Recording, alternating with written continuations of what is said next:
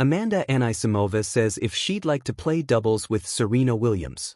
Amanda Anisimova was among the standout players on the WTA Tour in 2025, reaching 2 Grand Slam finals.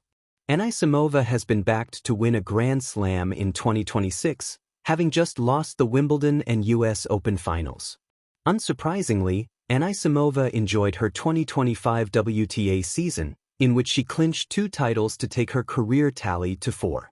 She's ended the year ranked 4th in the world, which represents a career high for the 24-year-old American. Amanda Anisimova would find it so cool to play doubles with Serena Williams. Anisimova has now been sharing insight into her career and life ahead of the new season, taking on a Would You Rather challenge for self. One question read, would you rather play doubles with Serena Williams or have a coaching session with Maria Sharapova? Anisimova replied, oh, both would be amazing. I think I would go with a personalized coaching session. But then also to play doubles with Serena would be so cool. What is Amanda Anisimova's doubles record? Like many of her fellow WTA singles players have done, Anisimova has delved into doubles during her career. But she has played just 12 matches so far, winning 4 and losing 8, and reaching a career-high rank of 386th. She has twice made it to the second round of the French Open, with her Grand Slam doubles record in stark contrast to that of Williams. Williams could make a comeback in 2026, which would see the return of a 14-time Grand Slam doubles champion. She also boasts 2 mixed doubles titles at that level, and just as she achieved in singles, Williams is a former world number 1 in doubles.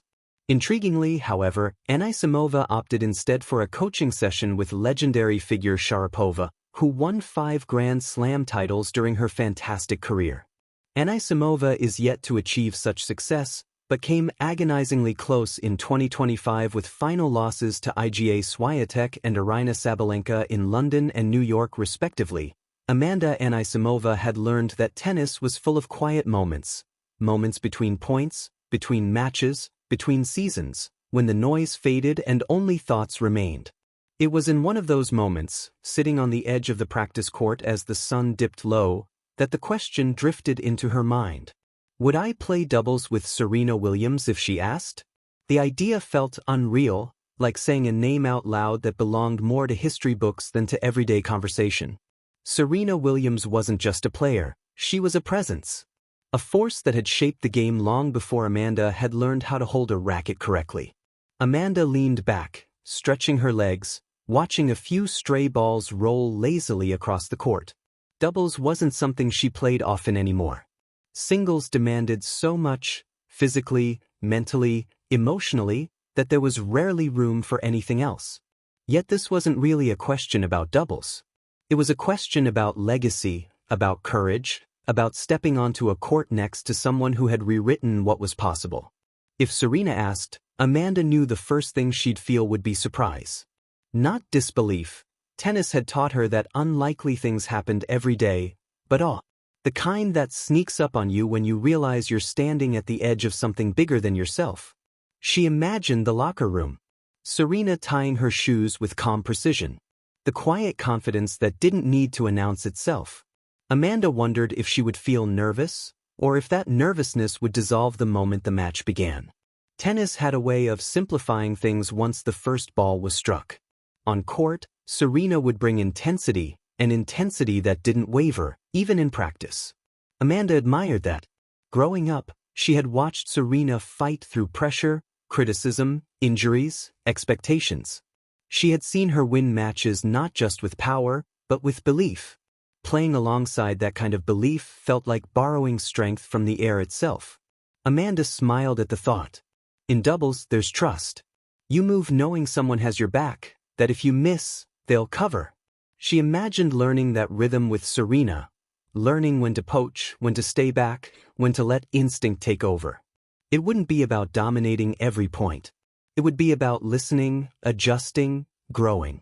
And yes, there would be pressure.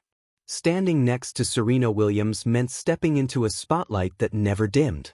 Every movement would be watched, every mistake magnified. But Amanda had learned that pressure wasn't something to avoid. It was something to meet head-on, something that sharpened you if you let it. She thought about what it would mean beyond the scoreline. Sharing a court with Serena would be a conversation without words, a passing of energy between generations. Serena had opened doors, broken barriers, demanded space. Amanda and players like her were walking through those doors, still learning how to carry that responsibility. Would Amanda say yes? She didn't need long to answer that. Yes, not because it would be easy. Yes, not because it would guarantee a win. Yes, because some opportunities aren't about comfort. They're about respect.